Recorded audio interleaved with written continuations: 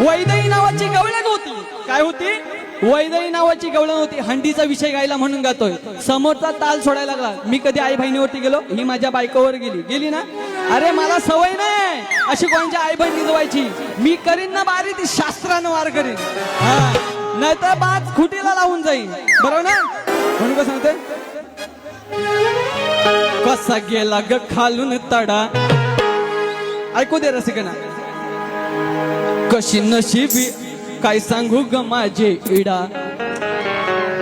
इडा पिडा टलो. ही श्रीकृष्णाची गवळी देवांची इडा देवी होती.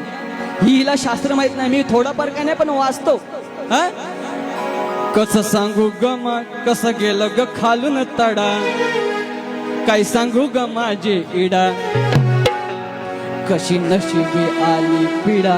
नशिबी पिढा आली आणि ह्या वैदईला आहे ना हंडीत असा ठेवलेला होता दही. त्याचा झोक काढला किडा आणि तेव्हा तो घट होतो. किडा पडल्यानंतर घट होतो, हे लक्षात ठेव.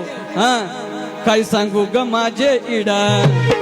कसा खालून गेला पिढा.